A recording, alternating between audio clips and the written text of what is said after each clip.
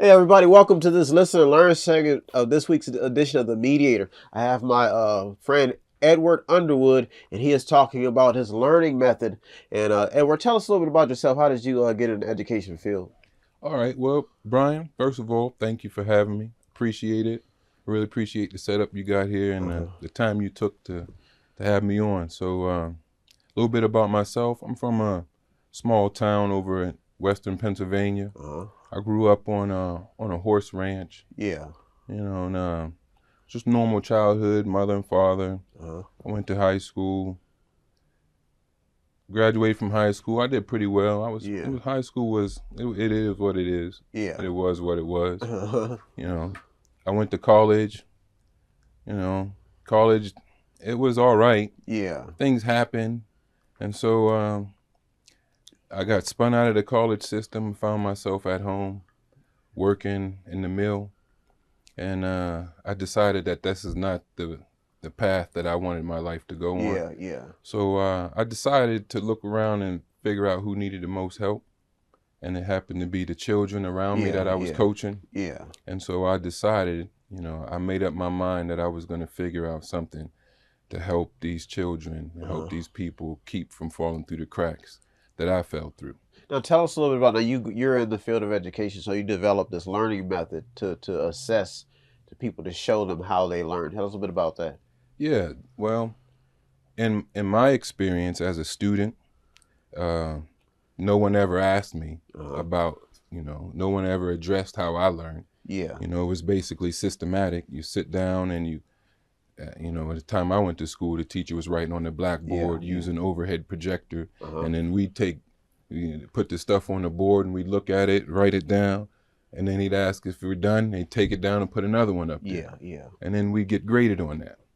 So then I became a teacher, Okay. and as a teacher, I would approach my students like I wanted to help them learn. I wasn't really interested in being a teacher Yeah. per se. Yeah. Yeah. I I see. wanted to figure out what was going on with the education system or Uh-huh. the schooling system. Yeah. And so when the children would call me for help or I would teach them and instruct them, I was trying to figure out how to get them to understand the messages Yeah. that's important Uh-huh. and then try to overstep the system. Yeah. Yeah. But it was basically impossible. Now, this method, we're talking about the education system, and this method is supposed to tell us what this method is supposed to do and how Right. people can get access to your. All right. So the method is this. In order to overcome learning obstacles, you have to understand what motivates you to learn. Yeah. You have to understand how you absorb and how you take in information. And you have to understand how your mind makes sense and makes meaning of the information that it's given. Yeah. And once you understand those things, then you have the understanding how to overcome learning obstacles. Uh-huh. Other than that, if you don't have that understanding of those things, then everything becomes a task, and you think learning is hard, and it's drawn out. It's a drawn out process, Yeah. Yeah. and so that makes people think that they can't do it. Can't learn. And so when you start thinking that, then you start procrastinating, and you tend to put your dreams up. I call it the dream deferred. Okay. So that's what's causing the problem is people can't learn.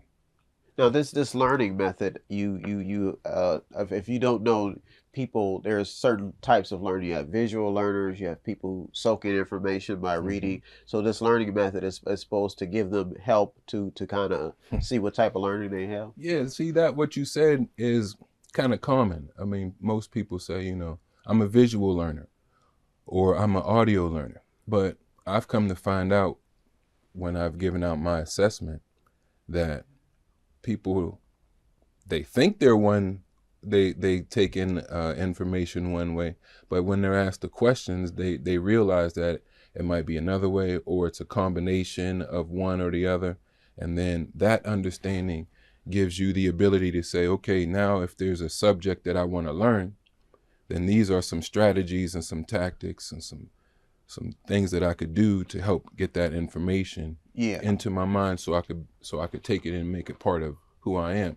Because that's what you need to do with information, because information is all around us. Yeah. But it's not knowledge until you can take it and internalize it. Yeah, and be able to utilize it. Right. And if you can't do that, then you're stuck going to somebody else to get directions and get instructions back and forth. And that's like the type of mindset that managers need, you know, that work, you know, bosses need that. But that leads to dreams deferred, because you got to put yourself, what you really want to decide, to the side so that you could get your needs met by having a job and doing what other people say. So you were inspired. You were inspired. What give me some of the research that you put into this project to be able to see that it works. Oh, okay. Well, first of all, it started with my whole approach to teaching, and I've always had a connection with my students. That approach became a style. So I started understanding that when I approach children, they all are different, but they all operate within a framework, within a range. Yeah. So then I started to pinpoint that, and I said, okay, now then I developed this approach. So now I say to everybody here, if you understand this approach, then you will understand your motivations. You will understand how you take in information, and you will understand how your mind makes meaning of the world. But that's not enough, because once you learn about yourself, that's okay and that's fine and dandy. But now you need a framework so you can apply that information. And that's where I call it the thought purity method. Because understanding how you learn and all of that I just told you is the first three components of the methodology. Okay. The fourth component is called the trivium. I don't know if you ever heard of the trivium. The trivium it's the first three phases of the ancient, what they used to call classic arts. Okay. The 7 liberal arts. Okay. There were 7 of them. The first 3 were called the trivium. And the trivium is a Greek word that means where 3 roads meet. And those three roads are grammar, logic, and rhetoric. Okay. Those are the Greek words. Or you could call it knowledge, understanding, and wisdom. Okay. Same thing. Yeah. Synonyms. Okay. Or if you want to be new age, you could call it input, processing, and output. Okay. Those phases go back and forth until the output is to your satisfaction, the wisdom is to your satisfaction, and the rhetoric makes sense. Makes sense. So then that's the fourth component of the methodology. The fifth component is the art of inquiry. Okay. Because questions. You have to learn how to question what you think. Yeah. Because if you don't do that, you could end up down rabbit holes. Yeah. And there's no rabbit at the end of in that hole. You just end up chasing things where you're not sure of where the end goal is, because you haven't asked the right question. Makes sense. So to incorporate that into the methodology is to embed that into your thinking. Yeah. So when you're presented with information, then the questions automatically come up to sharpen and deepen your understanding. So that's the fifth component. The sixth component is what I developed, and I call it the 12 principles of learning. Now, the 12 principles of learning it's an all-inclusive system that says if you're doing one of these principles, if you're upholding one of these principles, then you have to be doing them all. If you're not upholding one of them, then you're not learning. Learning cannot occur unless you're operating within these 12 principles. And the principles are upheld by values and virtues. Values are, I define them in my methodology as, values are the things that we act to get, to achieve. We act to achieve certain things. Those are the values. And in learning, we act to achieve clarity. And understanding.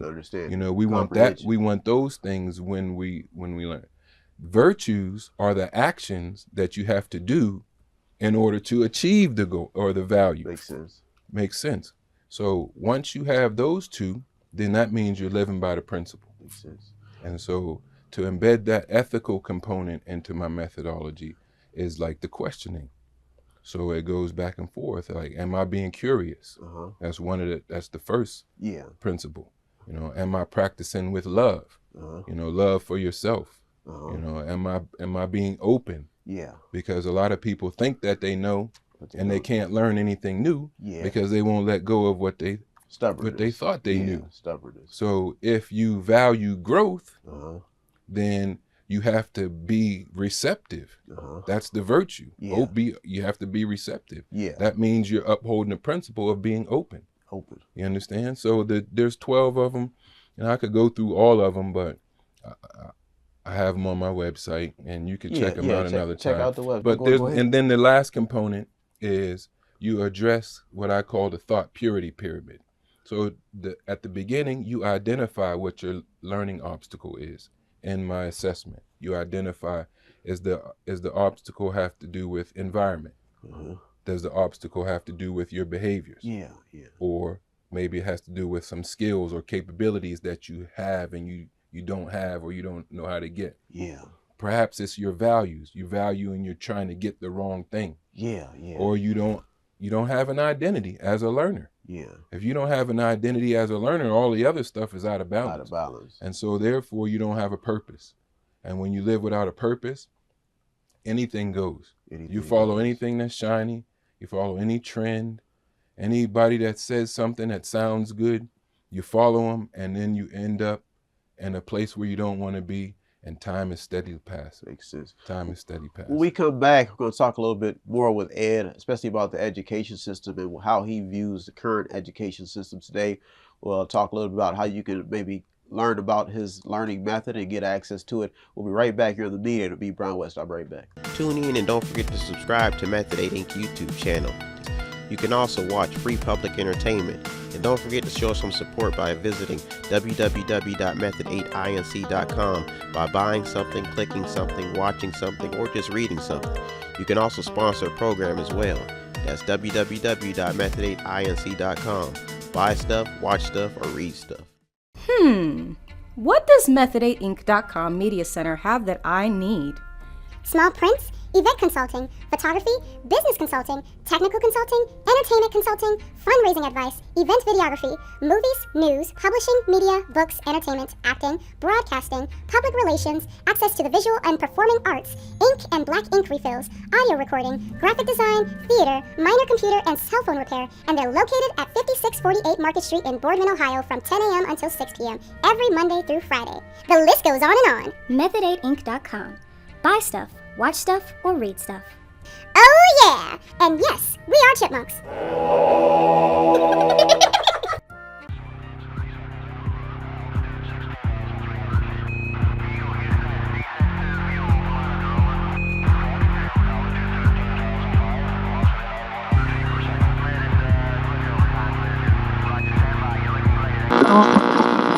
Hey everybody, welcome back. I'm in my Listen and Learn segment with Educational Advisor Edward Underwood.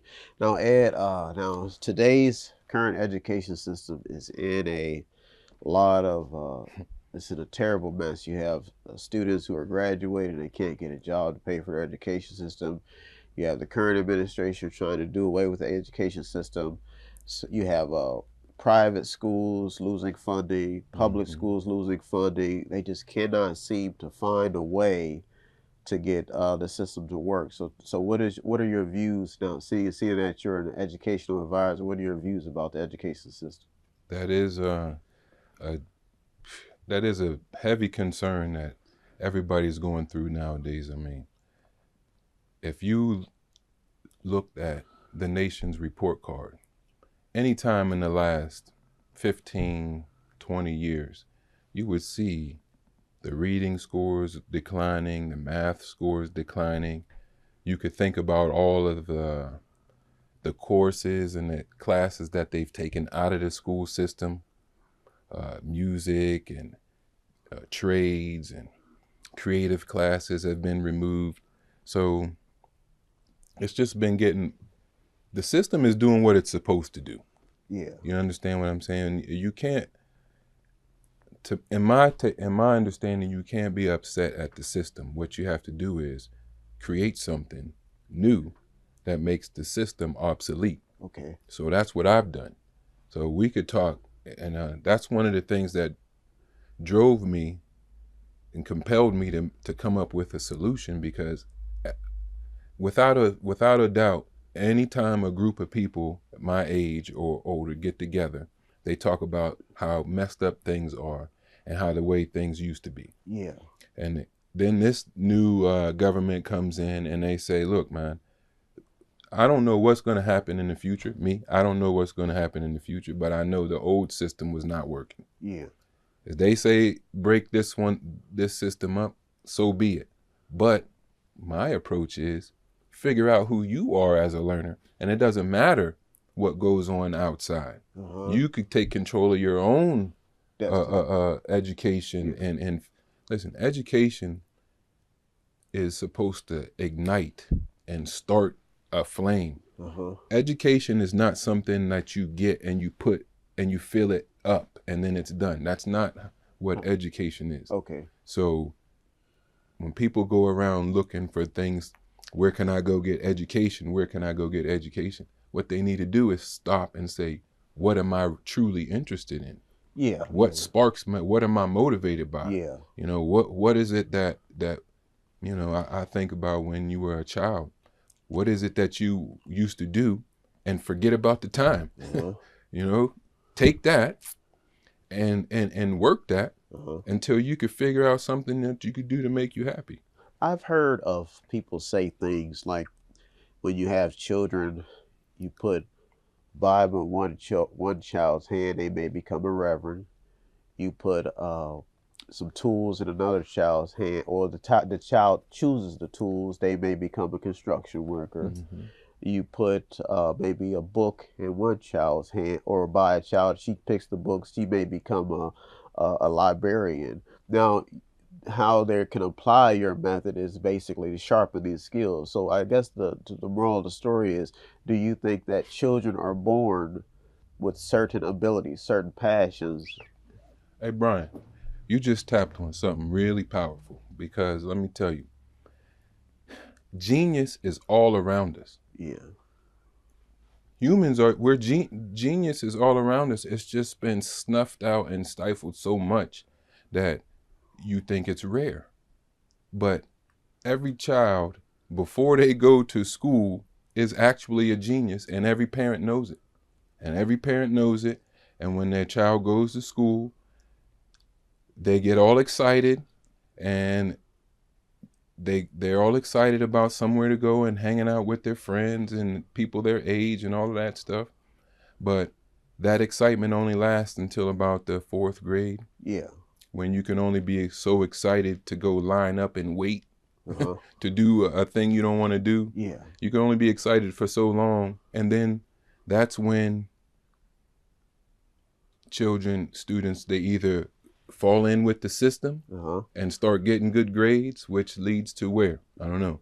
Or they rebel against the system, and then they start getting medicated and then remediated and then held back. And it's just, that's the whole system, man. So what I say is, if you understand how you learn, whether you're a parent, and the principles of learning. So children may be too young to understand their motivation and whatnot, but you as a parent are not too young to understand the principles of learning that's embedded in my methodology. So if a student of age is in the public school system and they understand how they learn and how they process and all of these things that I'm teaching, then when they're in the school system, they have armor, they have protection that they need so that they don't get indoctrinated. And then at that point, you can actually take advantage of the system because the system has to, you know.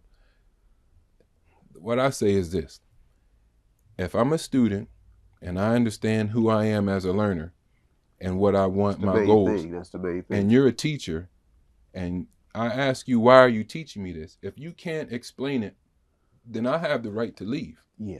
Because you're not my teacher. This is something else. It's not what I need. Yeah. I understand them. And that's what we have to do to put pressure on the system so that, do you know the things that they teach at private institutions is so far different from what they teach in public schools? Okay. Oh my goodness. They teach world history. They teach logic. They teach etiquette classes. They teach human nature. They go into all kind of things, and even the physical activities are required, and they're very strict, because if you look at a gym class in the public school, it's Totally terrible. different. It is Totally terrible. different. I've seen a student say that they won't participate in gym class because they didn't know how to throw, and this student was in the 9th grade. Yeah, and things go on like that all the time. I tutored a young fella who didn't know how to count coins. I said, boy, your mom, you never went to the store and got a quarter bag of chips? Yeah. He started crying. I just had to hug him. Yeah. And this is the stuff that I'm looking at. I'm like, yo, man, this is not right. Yeah. At all. The last question I have for you, Ed, and then we'll get to a little bit more about yourself, about where people can contact you and go to your website. The last question I have for you now, in today's environment, you have people who are self-taught. You have YouTube. You have people who aspire to learn, may pick up a book, may pick up a hobby. And then you have what you call opportunity costs, where some people may spend time doing something, but they don't really know a lot about it, where they may spend time drinking, smoking, or doing something, but they may not know about the products.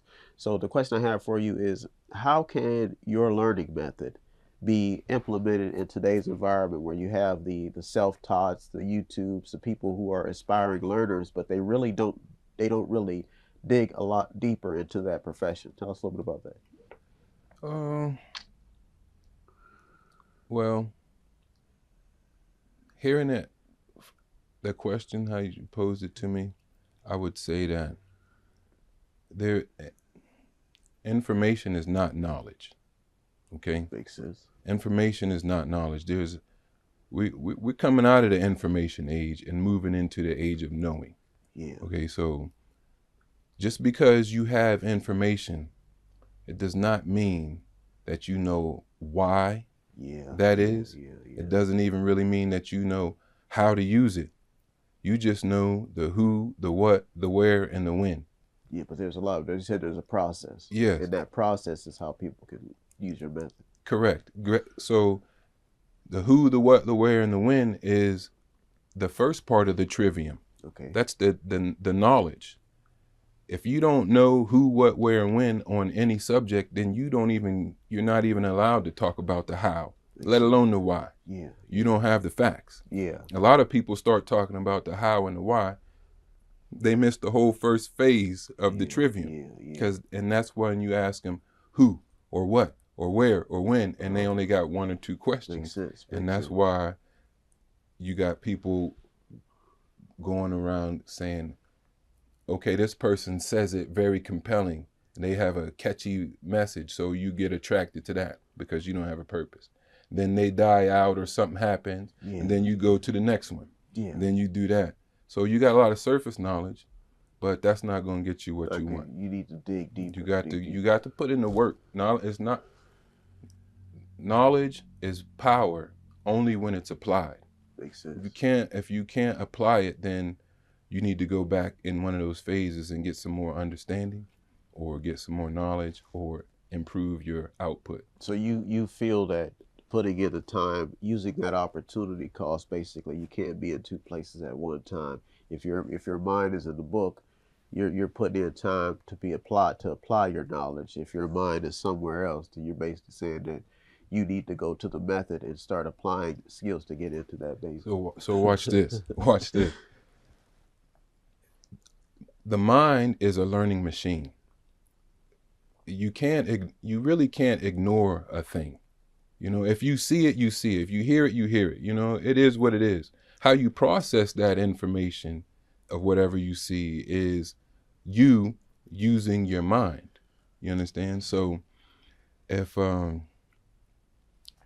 you take that, my methodology, and then you understand how you process that information, then whatever you're drawn to, you have a method to acquire that information in a quarter of the time. Yeah. What 2 hours worth of study without this methodology, you could crunch that down into a half hour, understand what you need to know, how you're going to process it, apply it, don't apply it, put it on the shelf, save it for later, understand what it is. You're not going to forget it. Yeah, yeah. You'll have it because you understand how you learn. Yes. All right. So now, last thing I want to ask, Ed, is how can people get in contact with you, and how can people find your information so they may want to take the assessment, and how people can donate to your cause? Okay. So April 23rd, Okay. I'm doing a presentation at the Adult Learning Center in Sharon, Pennsylvania. I have you could put up my flyer. I sent you my flyer. It has a QR code on there. Yeah. You scan that QR code because you can attend the online or you can attend in person. And scan the QR code to register. And on you register, I'll send you the link to the assessment. You take the assessment and get it back to me. And then on Wednesday, I will have your report back to you. Yeah. At the presentation, I will walk through how to apply your learning report and how to apply it into the thought purity method framework. And then you will understand that this will be the day that will change your life, because now you have a whole new style of learning. Yeah. That's going to be better, faster, and easier than anything you've ever thought. You're really going to engage your mind and in a way that's going to benefit you. I want to thank Ed for coming on. Last question is, do you have anything else you want to add to people? Oh yeah, you could get in touch with me at edunderwood.me. I have my my contact information there. You also going to put my contact information in the link. Yeah. So yeah, edunderwood.me. And I look forward to helping anybody who needs help, who wants to learn better, faster, an easier way. Parents, learners, educators, professionals, we all need this. Yeah, yeah. Well, I want to thank Ed for coming on the show. Ed, thank you for doing the show. Thank you for having me, man. I appreciate it. And as usual, if you want to show some support here at Method 8, all you do is visit the website on the screen, buy something, click something, watch something, read something, or just sponsor a program. Or you can stop at the store at 5648 Market Street in Boardman, Ohio, and buy something in the store. I want to thank you so much for tuning in this week with Edward Underwood, the Education Advisor. Thank you for tuning in this week. Have a good week, everybody. Thank you for tuning to the Mediator. Me, Brian West. Peace. Peace.